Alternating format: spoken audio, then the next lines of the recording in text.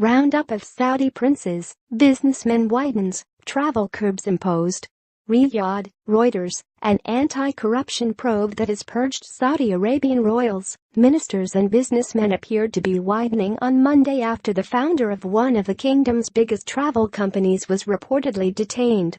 Shares in Tayyar Travel plunged 10% in the opening minutes of trade after the company quoted media reports as saying Nasser bin Aqeel al-Tayyar, who is still a board member, had been held by authorities.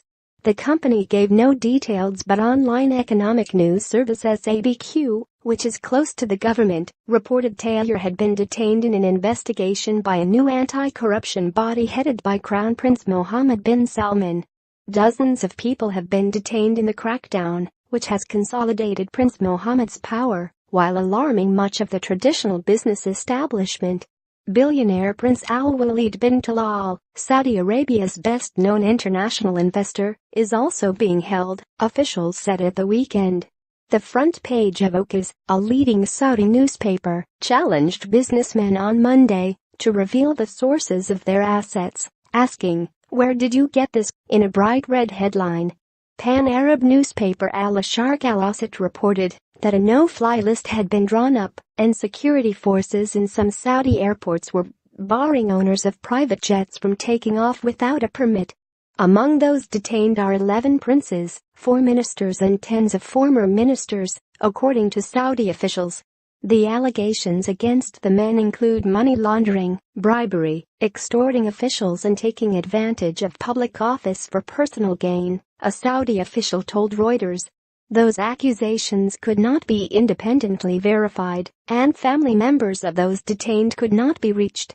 A royal decree on Saturday said the crackdown was in response to exploitation by some of the weak souls who have put their own interests above the public interest in order to, illicitly, accrue money.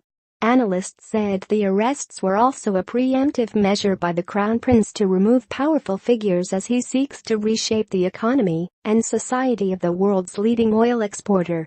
Over the past year, Prince Mohammed has become the ultimate decision-maker for the kingdom's military, foreign, economic and social policies, causing resentment among parts of the Al Saud dynasty frustrated by his meteoric rise.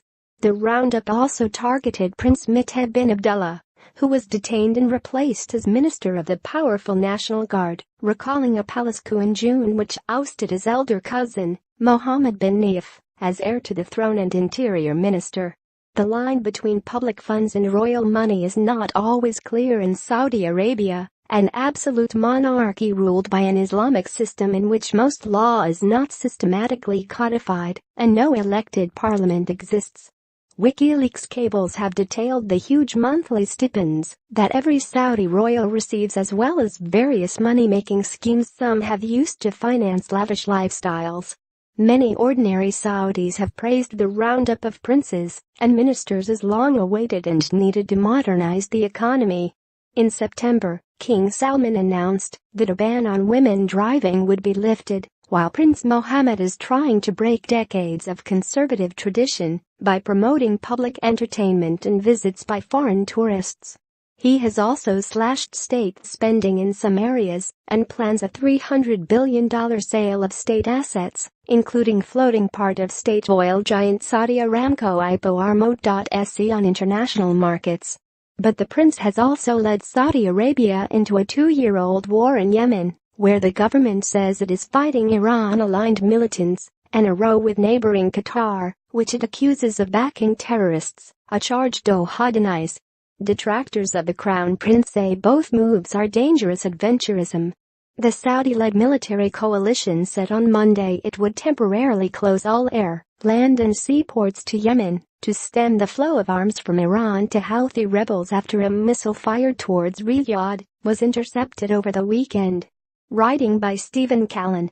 Editing by Andrew Torchia and Robin Pomeroy.